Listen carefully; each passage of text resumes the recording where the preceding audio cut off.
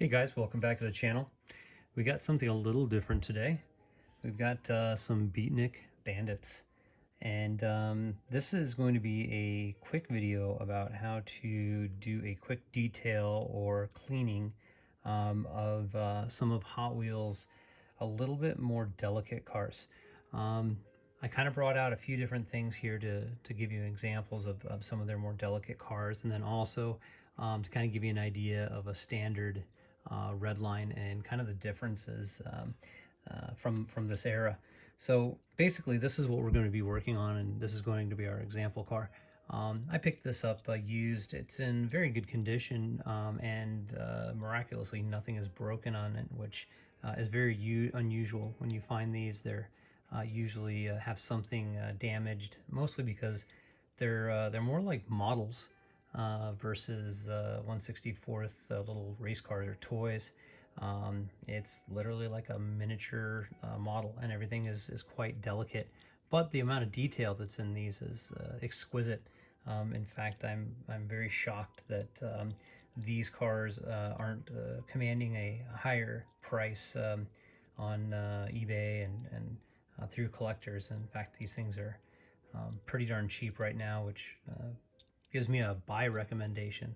I recommend anytime you can come across these in or out of the package, buy them, because I think in the future these things are just going to go up and up. So anyway, as you can see, this one, I mean, there's dust and dirt all down in the crevices. Like I say, it's an overall really good condition. It's not damaged in any way, but it just needs to be cleaned up so that way it can go in my collection. I purchased it along with a few others for just a couple of bucks a piece, and I think that it was a pretty good value or a pretty good deal. These even had a opening, if I can get it to come around, even had a very delicate opening top, which is almost always broken, giving you a very model-esque interior.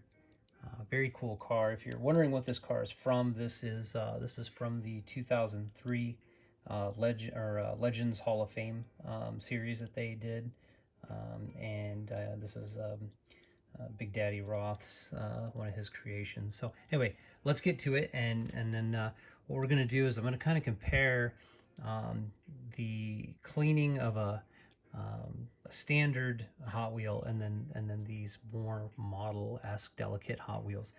This is just a standard run-of-the-mill purple Hong Kong beatnik bandit, and it's in good shape. This one I've already cleaned. I've had this in my collection for a little bit, so it's not in need of cleaning. But something like this, you would do a pretty standard clean method. Use a microfiber. If you've had some scuffing, you would go to some compound with a rag, and you do some buffing out of the canopy. Same with the paint, and then these things are pretty darn robust. So you can get in there. I'll even just do a quick detailing of this. I've got some spray wax on this rag. You get in there and you just give her a good clean, because these were meant to be played with, and you're not gonna hurt it. You can go to town pretty good on these things. The axles, you might bend them, you bend them back, but overall these things are pretty robust little guys. That is not the case at all with these. You cannot rub a microfiber over there. This small tiny plastic engine with its very small little water pipes that go into the back of the cylinder head, all that stuff will get caught on a microfiber and get ripped off quite quickly. These axles are solid, and they are affixed to the wheel. The wheels do not spin on the axles and versus through the frame, so you can damage these and you will not get them back.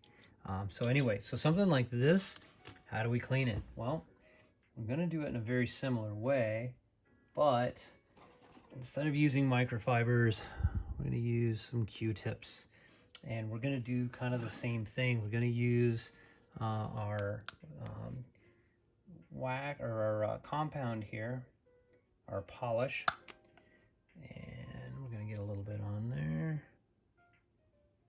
not a lot, because we don't want to get this to the point where it's down in every crack and crevice, because you'll never get it all out. But what we can do is we can get in there, oops, just like we would a microfiber, but on a much smaller scale, and you can see how much dirt was on there.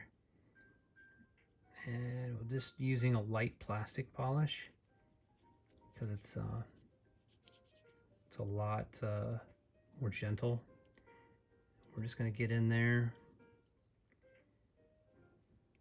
We're going to try and get all the dust and dirt, and then also kind of buff that paint out a little bit at the same time.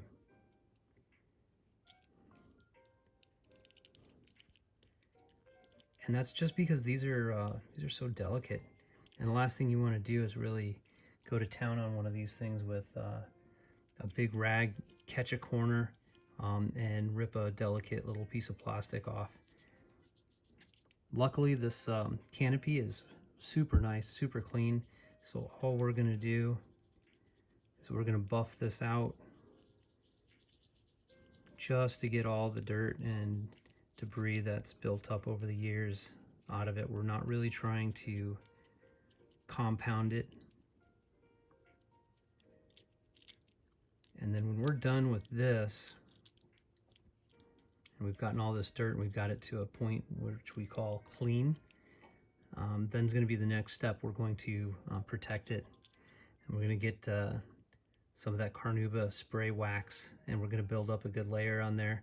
And what that's going to do is that's going to make it to where, like that buildup on this front, which was so heavy, it's still even a little bit there. You can tell that that was a spot where the previous owner just could never get down in there to get it clean.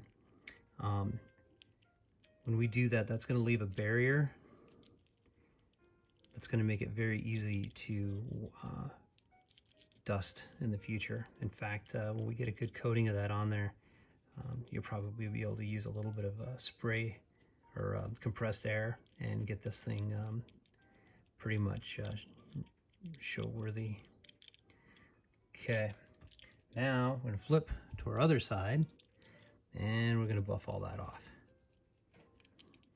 Just like if we were using a microfiber towel, but now we're just doing it on a very mini scale.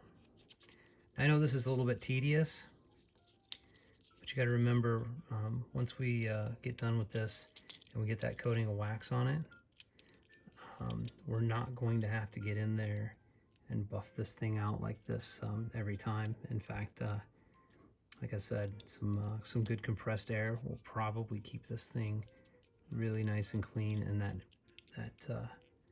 dust and dirt just isn't going to be able to embed into the paint. All right, that's looking pretty good. I'm going to grab one more, probably because it's never been done. Sorry if I keep popping off camera. And we're going to go inside, but this time just going to do just our wax.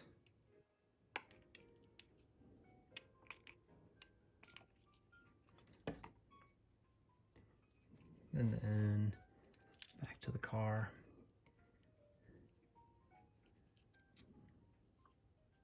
I'm just getting in there.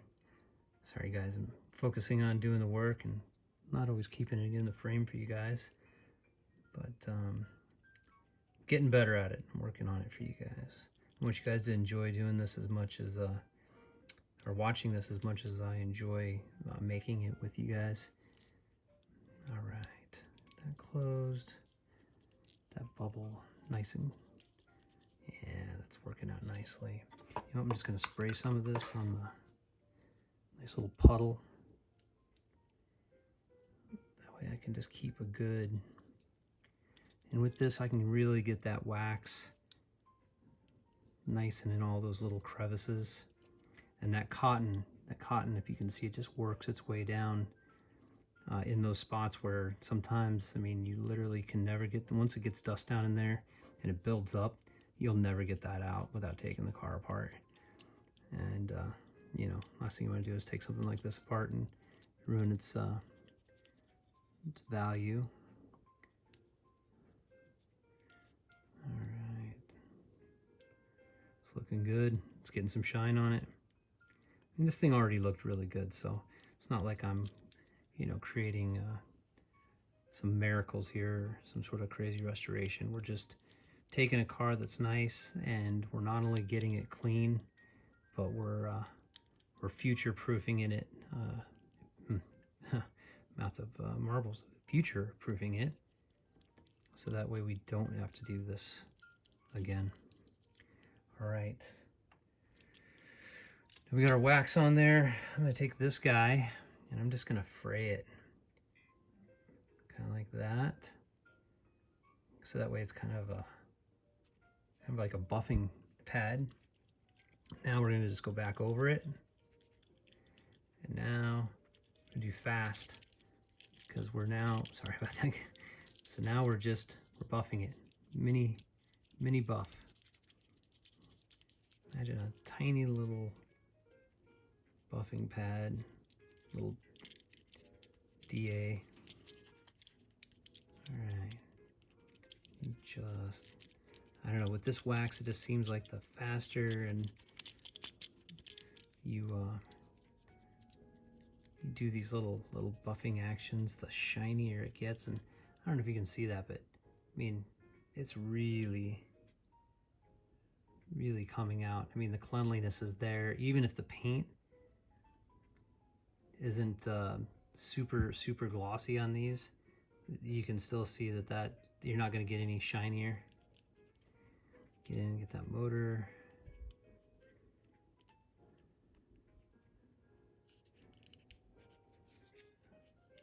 There we go.